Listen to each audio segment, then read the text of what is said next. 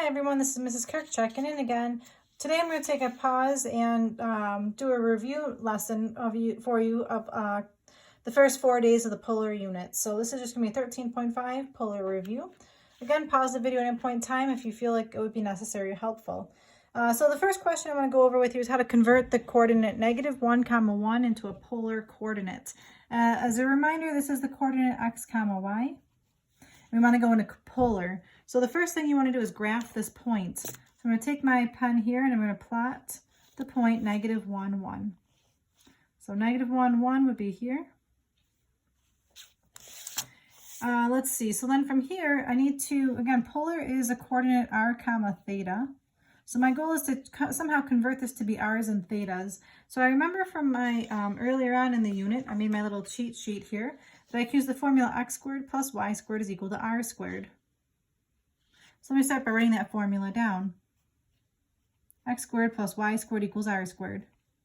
I'm going to plug in x is the number -1, y is the number +1. 1 squared plus 1 squared is 2. So 2 is equal to r squared. So therefore r is the square root of 2. To figure out what theta is, now I'm going to go ahead and use this sheet again and use the formula tan theta is equal to y over x. So I'm going to write that down. Tan theta is equal to y over x. So I'll plug in what I know. Y is the number 1, x is the number -1. So I'm looking for tan of theta is equal to -1. From here, I'm going to do my SRQ. The sign is negative, the reference angle. So I'm looking for where is tangent equal to 1? Tangent is equal to 1 at pi over 4. What quadrant is this in? So what quadrant is tangent negative? So I've got all students take chemistry. Tan is negative in quadrant 2 or quadrant 4. So then I look back at my picture. My picture has got an angle in quadrant 2. So I know it's got to be quadrant 2 and not quadrant 4. So what did I just figure out? I just figured out, let's see, that this is an angle in quadrant 2. The reference angle is pi over 4.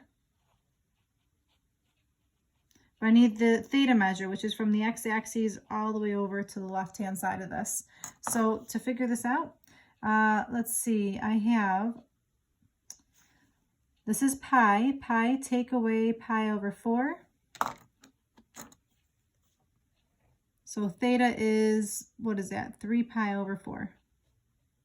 So to finish my question off, a polar coordinate, again, is in the form r, theta. I know r is right here at radical 2, and theta is right here at 3 pi over 4. So that's converting from a rectangular point to a polar point. Now this next question, question number 2, I'm going to write it down. And if you'd like to pause the video and try it yourself, that would be a good indication of how well you know your material so far. So let's convert the coordinate 3, 225 degrees to rectangular. I know this is polar right now because this is a degree measure, and degree measures just don't exist in an x and y axes. So again, if you want to pause the video and see what you think about this, go right ahead. I'm going to keep on moving. This is r and theta. Rectangular is x and y.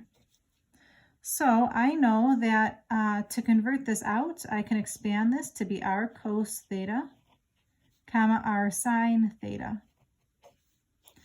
Let's see, r is the number 3. Cosine theta is 225 degrees. Again, you got 3 sine 225 degrees.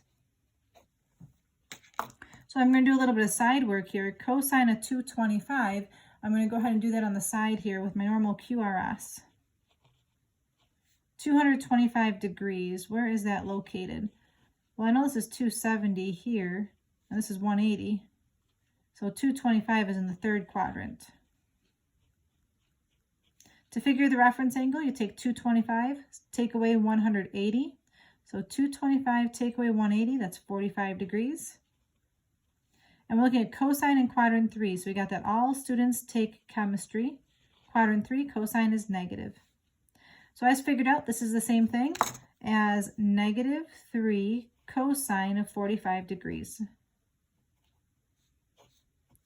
I would do the same thing here with sine. So again, I'm going to draw a picture of this. I know it's in quadrant 3 already. I know the reference angle is 45 degrees. Let's see, so it's quadrant 3.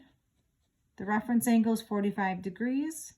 And the sign, all students take chemistry, the sign is negative. So I just figured out this is the same thing as -3 sine of 45 degrees. The sine and cosine of 45 degrees goes back to this chart over here. This middle angle is 45 degrees. Both of them are radical 2/2. So this is the same thing as -3 times radical 2/2, comma, -3 times radical 2/2, for a good final answer of -3 radical 2/2, comma, -3 radical 2/2. Did you guys get it right? I hope so. If not, it's a good indication of what you need to go back and study to get yourself confident in this material. All right, here's my question number 3. The directions are to convert r equals 2 sine theta into rectangular form. So right now this is in polar form because remember polar has r's and theta. So this is considered polar form. So the strategy for this is an equation. This is a polar form of an equation. I'm trying to get to be a rectangular equation with x's and y's. Well, I know from earlier in the unit what sine of theta is equal to. So I'm going to do that substitution. R is equal to 2. Sine of theta, if you remember from earlier, was the same thing as y over r. So this becomes r equals, multiply that out, 2y over r. Put this over 1. You can do some cross multiplying. I get r squared is equal to 2y. And then if you recall from the very first day of notes here, r squared is the same thing as x squared plus y squared. So I can plug that in. X squared plus y squared is equal to 2y. And then now it's looking like it could be a circle or an ellipse. So I'm going to complete the square at this point. So I'm going to zoom up over here. I'm going to work on my complete the square strategy. I've got x squared plus y squared minus 2y plus a blank is equal to blank. I take half of 2 and square it. So half of -2 is -1. -1 squared is +1 on both blanks. I got x squared plus, this is y minus 1 quantity squared, equals 1. So now I can finish it off. This is in rectangular form. And you do want to be able to identify this. This is going to be a circle whose center is at 0, 1, and has a radius of 1. Okay, now here's my last, 2 more questions here. So here's my question number 4.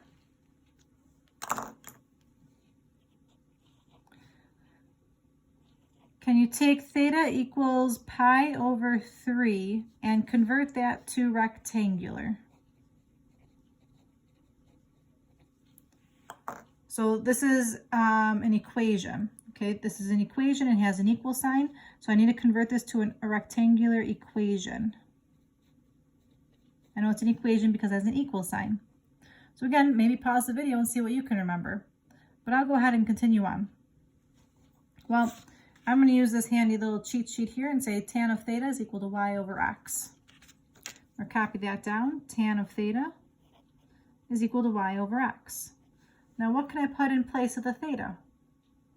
You got it, pi over 3. So this is really the tan of pi over 3 is equal to y over x. And I'm going to use my handy cheat sheet here. The tangent of pi over 3 is really the number radical 3. So I'm going to replace this with radical 3 is equal to y over x. I'm going to put this over 1 and do some cross multiplying. After I cross multiply, I'm left with y is equal to the square root of 3x. It's already solved for y, so I know this is completely finished. This is a diagonal line. And the last question I want to go over with you is question number 5. To just recap how you would plot a point. How do you plot the point -3, 4 pi over 3? So again, I'm going to do this without my polar graph paper. I'm just going to do a normal set of axes. So if you want to go ahead and start the normal set of axes and then pause the video and see if you remember how to plot this yourselves, that would be great. All right, so the first thing I need to do is figure out where 4 pi over 3 is. So I'm going to go ahead and draw this first. Okay, 4 pi over 3 I know is in quadrant 3. So I'm going to go ahead and draw an angle of 4 pi over 3. Again, I know it's 4 pi over 3 in quadrant 3. Because it does say negative in front, this -3 is telling me to go in the opposite ray. So I'm going to have to take my 4 pi over 3 and I'm going to use my straight edge to extend it and go opposite. 1, 2, 3. And there's my point. -3, comma, 4 pi over 3. So thank you for paying attention today, everybody. I just wanted to take some time to go over how to convert polar coordinates, how to convert rectangular coordinates, how to convert polar equations, how to convert rectangular equations, and how to graph. So this is the top of my notes. One more time, if you need to pause it and write anything down, go ahead and do so. This is the bottom of my notes. In case you need to pause it, take a picture, zoom in, whatever you need to, that's there for you. Today's homework is just a nice review assignment of some of the things you've already learned. This is homework number 13-5, page 584, numbers 13, 27, 31, 39, 47, 63, 83. The answers are on page AN 69. Second page is page 600, questions 47 and 51. The answers are on AN 70.